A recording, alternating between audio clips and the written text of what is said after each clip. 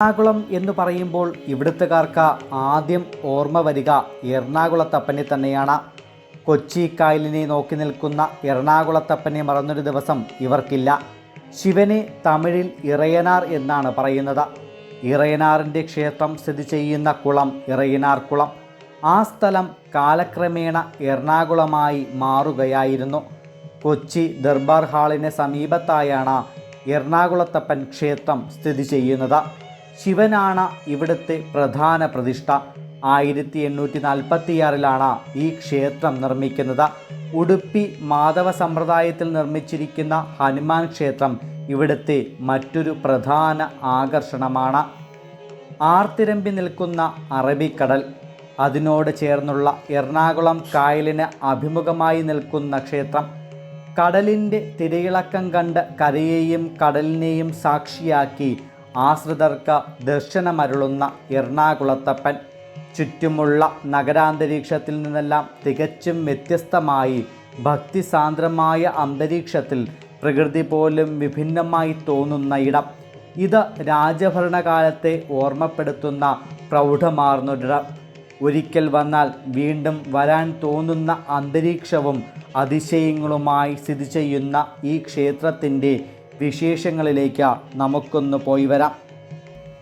എറണാകുളം ക്ഷേത്രം വാസ്തവത്തിൽ 3 ക്ഷേത്രങ്ങളടങ്ങിയ ഒരു ക്ഷേത്ര സമുച്ചയമാണ്. ഏറ്റവും പ്രധാനപ്പെട്ടതായ ശിവക്ഷേത്രത്തിന് സമീപം കന്നഡ ശൈലിയിലുള്ള ഹനുമാൻ ക്ഷേത്രവും തമിഴ് ശൈലിയിലുള്ള സുബ്രഹ്മണ്യ ക്ഷേത്രവും സ്ഥിതി ചെയ്യുന്നു. എങ്കിലും 3 ക്ഷേത്രങ്ങളും സ്വതന്ത്രമായി തന്നെ നിലനിന്നു പോരുന്നു. മകരമാസത്തിലെ തിരുവാതിര നാളിൽ ആറാട്ടായി 8 ദിവസത്തെ കൊടിയേറ്റുത്സവം, കുംഭമാസത്തിലെ ശിവരാത്രി, ധനുമാസത്തിലെ തിരുവാതിര എന്നിവയാണ് ക്ഷേത്രത്തിലെ പ്രധാന ആണ്ട് വിശേഷങ്ങൾ. കൊച്ചിൻ ദേവസ്വം ബോർഡിൻ്റെ കീഴിലാണ് ക്ഷേത്രഭരണം. ദ്വാപരയുഗത്തിൽ കുലമുനി എന്നു പേരായ ഒരു മുനി ഹിമാലയത്തിൽ തപസ്സനുഷ്ഠിച്ചിരുന്നു. അദ്ദേഹത്തിന് ദേവലൻ എന്ന പേരിൽ ഒരു ശിഷ്യനുണ്ടായിരുന്നു. ഒരിക്കൽ കുലമുനി നടത്താൻ നിശ്ചയിച്ച ഹോമത്തിന് പൂജാദ്രവ്യങ്ങൾ ശേഖരിക്കാൻ ദേവലനും സഹപാഠികളും കൂടി കാട്ടിലേക്ക് പോയി. പോകുന്ന വഴിക്ക് വച്ച അവർ ഒരു പാമ്പിനെ കണ്ടു. അതിനെ കണ്ടപ്പോൾ തന്നെ മറ്റ് ശിഷ്യന്മാരെല്ലാം പേടിച്ച് ഓടിപ്പോയി ചെടികൾക്കിടയിൽ മറഞ്ഞിരുന്നു. എന്നാൽ ദേവലനാകട്ടെ അത് അടുത്തു കണ്ട ഒരു കാട്ടുവള്ളി കൊണ്ട് അതിനെ കുരുക്കിട്ട് പിടിച്ച് പാമ്പിനെ കൊന്നു. സഹപാഠികളിൽ നിന്ന് വിവരമറിഞ്ഞ കുലമുനി ദേവലനെ ശപിച്ചു.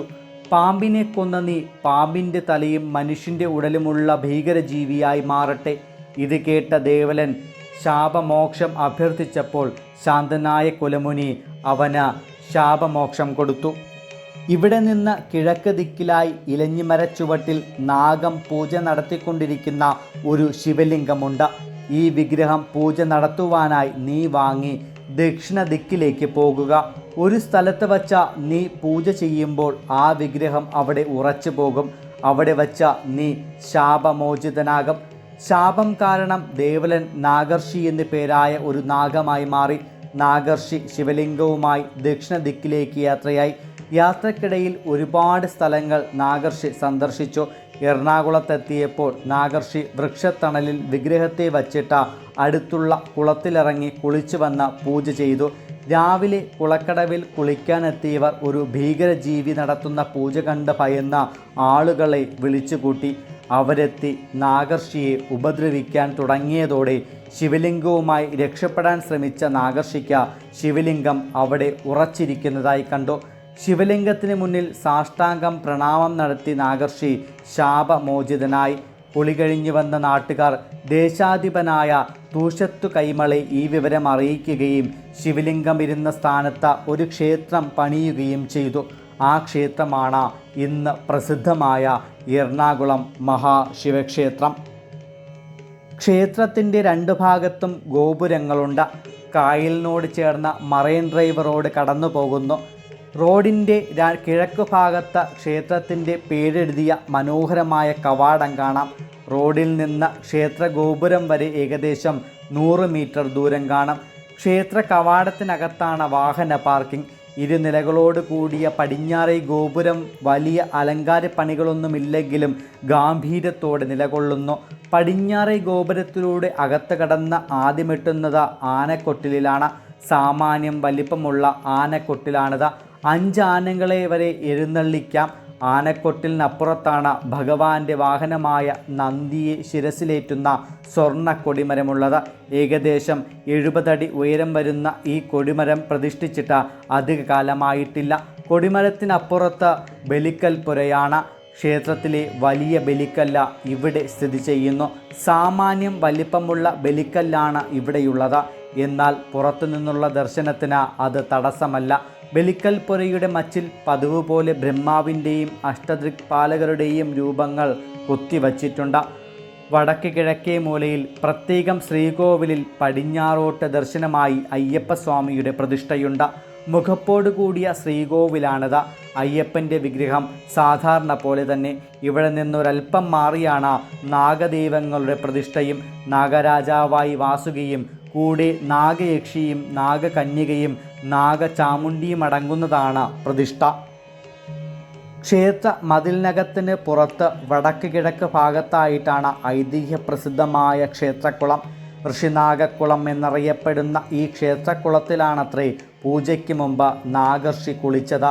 അതാണ് ഈ പേരിൻ്റെ കാരണമെന്ന് പറയപ്പെടുന്നു. ഈ കുളത്തിൽ തന്നെയാണ് ഉത്സവാവസാനം ഭഗവാന്റെ ആറാട്ട് നടക്കുന്നത്. ക്ഷേത്രത്തിൻ്റെ കിഴക്കേ നടയിലെ വാതിൽ അടച്ചാണ് ഇരിക്കുന്നത്. ആദിയിൽ കിഴക്കോട്ട് ദർശനമായിരുന്നു ഭഗവാൻ എന്നതിൻ്റെ സൂചനകൾ ചിലത് കാണിച്ചു തരുന്നുണ്ട്. ഈ വാതിൽ അത്യുഗ്രമൂർത്തിയായ ഭഗവാന്റെ കോപം കാരണം കിഴക്ക് ഭാഗത്ത് അഗ്നിബാധ പതിവായപ്പോൾ വില്ലുമംഗലം സ്വാമിയാർ ഭഗവാന്റെ ദർശനം പടിഞ്ഞാറോട്ട് തിരിക്കുകയായിരുന്നു എന്നാണ് കഥ. എന്നാൽ ഭഗവാനോടൊപ്പം കുടികൊള്ളുന്ന പാർവതീദേവി ഇന്നും കിഴക്കോട്ട് ദർശനമായി തന്നെ കുടികൊള്ളുന്നു. ക്ഷേത്രം മതിലിന് പുറത്ത് വടക്കു ഭാഗത്ത് എറണാകുളത്തപ്പൻ ഹാളിൻ്റെ തൊട്ടടുത്തായി തമിഴ് ശൈലിയിൽ നിർമ്മിക്കപ്പെട്ട മറ്റൊരു ക്ഷേത്രം കാണാം. വള്ളി ദേവയാനി സമേതനായ സുബ്രഹ്മണ്യ സ്വാമിയാണ് ഈ ക്ഷേത്രത്തിലെ പ്രതിഷ്ഠ. കൊച്ചിയിലെ തമിഴ് ബ്രാഹ്മണ സമൂഹത്തിൻ്റെ അഭ്യർത്ഥന മാനിച്ച തമിഴ് ബ്രാഹ്മണനായിരുന്ന കൊച്ചി ദിവാൻ വെങ്കിടസ്വാമിയാണ് ഈ ക്ഷേത്രം പണികഴിപ്പിച്ചത്. നിർമ്മാണ ശൈലിയിലും പൂജാവിധിയിലുമെല്ലാം തമിഴ് സ്വാധീനം പുലർത്തുന്ന ഈ ക്ഷേത്രത്തിലെ മുഖ്യ പ്രതിഷ്ഠയായ സുബ്രഹ്മണ്യ സ്വാമി കിഴക്കോട്ട് ദർശനമായി കുടികൊള്ളുന്നു.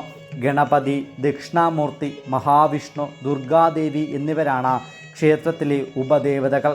എറണാകുളത്തപ്പൻ ക്ഷേത്രത്തിനടുത്താണ് സ്ഥിതി ചെയ്യുന്നതെങ്കിലും അതുമായി എടുത്തു പറയത്തക്ക ബന്ധമൊന്നും ഈ ക്ഷേത്രത്തിനില്ല. കിഴക്കേ ഗോപുരത്തിന് പുറത്ത് വടക്കുഭാഗത്തായി കർണാടക ശൈലിയിൽ നിർമ്മിക്കപ്പെട്ട മറ്റൊരു ചെറുക്ഷേത്രം കാണാം. ശ്രീ ഹനുമാൻ സ്വാമിയാണ് ഈ ക്ഷേത്രത്തിലെ പ്രതിഷ്ഠ. ക്ഷേത്രത്തോട് ചേർന്ന ഒരു അരയാൽ മരമുണ്ട്. ഹൈന്ദവ വിശ്വാസപ്രകാരം പുണ്യവൃക്ഷമായ അരയാലിൻ്റെ മുകളിൽ ബ്രഹ്മാവും നടുക്ക് വിഷ്ണുവും അടിയിൽ ശിവനും കുടിയിരിക്കുന്നു. അതായത് അരയാൽ ത്രിമൂർത്തി സ്വരൂപമാകുന്നു. ദിവസവും രാവിലെ അരയാലിനെ 7 വലം വയ്ക്കുന്നത് പുണ്യകരമായി കണക്കാക്കപ്പെടുന്നു. ഹനുമാൻ ക്ഷേത്രത്തിനും സുബ്രഹ്മണ്യ ക്ഷേത്രത്തിനും പഴക്കമുണ്ട്. ഇതാകട്ടെ എറണാകുളത്തെ തുളു ബ്രാഹ്മണരുടെ ആഗ്രഹമനുസരിച്ച് അവരിലൊരാളായിരുന്ന കൊച്ചി ദിവാൻ വെങ്കിട്ടറാവു പണി കഴിപ്പിച്ചതാണ്. കന്നഡ മാധവ സമ്പ്രദായത്തിനനുസരിച്ചാണ് ഇവിടെ പൂജകൾ നടത്തുന്നത്. ഇത്തരത്തിൽ പൂജകൾ നടത്തുന്ന ക്ഷേത്രങ്ങളിൽ ശ്രീകൃഷ്ണൻ മുഖ്യ പ്രതിഷ്ഠയായി വരാത്ത അപൂർവം ക്ഷേത്രങ്ങളിലൊന്നാണിത്. പ്രധാന പ്രതിഷ്ഠയായ ഹനുമാൻ സ്വാമി പടിഞ്ഞാറോട്ട് ദർശനമായിരിക്കുന്നു. ഹനുമാനോടൊപ്പം ഇവിടെ ശ്രീരാമനും പ്രതിഷ്ഠയുണ്ട്. ഉപദേവതകളായി നാഗദൈവങ്ങളും രാഘവേന്ദ്ര സ്വാമികളും കുടികൊള്ളുന്നു. എറണാകുളത്തപ്പൻ ക്ഷേത്രത്തിനടുത്താണ് സ്ഥിതി ചെയ്യുന്നതെങ്കിലും അതുമായി എടുത്തു പറയത്തക്ക ബന്ധമൊന്നും ഈ ക്ഷേത്രത്തിനില്ല. സാമാന്യം വലിപ്പമുള്ള വട്ട ശ്രീകോവിലാണ് എറണാകുളത്തപ്പൻ ക്ഷേത്രത്തിലേത്. ഏകദേശം 100 അടി ചുറ്റളവ് ഈ ശ്രീകോവിലിനുണ്ട്. കരിങ്കല്ലിൽ തീർത്ത ശ്രീകോവിലിൻ്റെ മേൽക്കൂര ചെമ്പ് മേഞ്ഞിട്ടുണ്ട്. മുകളിൽ സ്വർണ്ണ താഴികക്കുടം ശോഭിച്ചു നിൽക്കുന്നു. ശ്രീകോവിലിനകത്ത് 3 മുറികളുണ്ട്. അവയിൽ കിഴക്കേ അറ്റത്തുള്ളതാണ് വിഗ്രഹം പ്രതിഷ്ഠിച്ച ഗർഭഗൃഹം. 2.5 അടിയോളം പൊക്കമുള്ള ശിവലിംഗം പടിഞ്ഞാറോട്ട് ദർശനമായി കുടികൊള്ളുന്നു.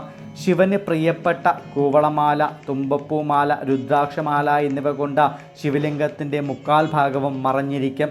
വിശ്വപ്രകൃതിയുടെ മൂലതേജസ്സിനെ മുഴുവൻ ആവാഹിച്ചുകൊണ്ട് എറണാകുളത്തപ്പൻ ശിവലിംഗമായി ശ്രീകോവിലിനകത്ത് വിരാജിക്കുന്നു. മറ്റു മഹാക്ഷേത്രങ്ങളിൽ നിന്ന് വ്യത്യസ്തമായി ഇവിടുത്തെ ശ്രീകോവിലിൽ ചിത്രശില്പകലാവൈവിധ്യത്തിൻ്റെ ശേഷിപ്പുകളൊന്നും തന്നെ ഏറ്റുവാങ്ങിയിട്ടില്ല. തികച്ചും ലളിതമായ നിർമ്മിതിയാണ്. സാധാരണയായി കാണാറുള്ള മിനുക്കുപണികൾ പോലും ഇവിടെ ഇല്ല എന്നുള്ളതാണ് വാസ്തവം. വടക്ക് വശത്ത ശ്രീകോവിലിൻ്റെ ഓവ മനോഹരമായി നിർമ്മിച്ചിട്ടുണ്ട്. അഭിഷേകജലം ഇതിലൂടെ ഒഴുകിപ്പോകുന്നു. ശിവക്ഷേത്രമായതിനാൽ ഓവിനപ്പുറം പ്രദക്ഷിണം പാടില്ല. ശ്രീകോവിലിനെ ചുറ്റിപ്പറ്റി നാലമ്പലം പണിതിരിക്കുന്നു. താരതമ്യേന സ്ഥലം കുറവാണ് നാലമ്പലത്തിനകത്ത്. എങ്കിലും പ്രദക്ഷിണം നിർബാധം നടത്താം. നാലമ്പലത്തിനകത്തേക്കുള്ള പ്രവേശന കവാടത്തിന് ഇരുവശവും വാതിൽമാടങ്ങൾ കാണാം. തെക്കേ വാതിൽമാടം ഹോമങ്ങൾക്കും മറ്റും ഉപയോഗിക്കുന്നു. പ്രധാന ശ്രീകോവിലിൻ്റെ നേരെ വടക്കായി കിരാതമൂർത്തി കുടികൊള്ളുന്നു. ശിവഭഗവാന്റെ മറ്റൊരു ഭാവമാണ് കിരാതമൂർത്തി. അർജുനനെ പരീക്ഷിച്ച് അദ്ദേഹത്തിന് പാശുപതാസ്ത്രം നൽകിയ ഭാവത്തിലാണ് ഈ മൂർത്തി കുടികൊള്ളുന്നത്.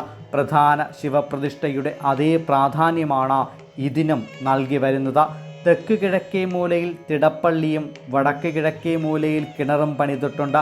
തെക്കു പടിഞ്ഞാറേ മൂലയിൽ കിഴക്കോട്ട് ദർശനമായി ഗണപതി ഭഗവാൻ കുടികൊള്ളുന്നു. സാധാരണ ക്ഷേത്രങ്ങളിലേതുപോലെയാണ് ഇവിടെയും ഗണപതിയുടെ പ്രതിഷ്ഠാരീതിയും മറ്റും. ശ്രീകോവിലിന് ചുറ്റുമായി അകത്തെ ബലിവട്ടം പണിതിരിക്കുന്നു. അഷ്ടദിക്പാലകർ: പടിഞ്ഞാറ് വരുണൻ, വടക്ക് പടിഞ്ഞാറ് വായു, വടക്ക് കുബേരൻ, വടക്ക് കിഴക്ക് ഈശാനൻ, കിഴക്ക് ഇന്ദ്രൻ, തെക്കു കിഴക്ക് അഗ്നി, തെക്ക് യമൻ, തെക്കു പടിഞ്ഞാറ് നിര്യതി. സപ്തമാതൃക്കൾ: ബ്രഹ്മി, ബ്രഹ്മാണി, വൈഷ്ണവി, മഹേശ്വരി, ഇന്ദ്രാണി, വരാഹി, കൗമാരി, ചാമുണ്ഡി, വീരഭദ്രൻ, ഗണപതി, ശാസ്താവ്, സുബ്രഹ്മണ്യൻ, ബ്രഹ്മാവ്, അനന്തൻ, ദുർഗാദേവി, നിർമാല്യധാരി, ഇവിടെ ചണ്ഡികേശ്വരൻ എന്നിവരെ പ്രതിനിധീകരിക്കുന്ന ബലിക്കല്ലുകൾ ഇവിടെ സ്ഥിതി ചെയ്യുന്നു. ശീവേലി സമയത്ത് ഇവയിൽ ബലി തൂകുന്നു. ബലിക്കല്ലുകൾ ദേവൻ്റെ വികാരമൂർത്തികളെന്നാണ് വിശ്വാസം. അതിനാൽ അവയിൽ ചവിട്ടുവാനോ തൊട്ട് തലയിൽ വയ്ക്കുവാനോ പാടില്ല.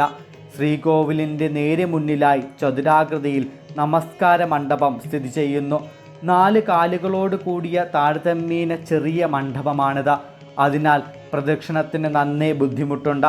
മണ്ഡപത്തിൻ്റെ മേൽക്കൂരയും ചെമ്പുമേഞ്ഞതാണ്. ഇതിൻ്റെ മുകളിലും താഴികക്കുടം കാണാം.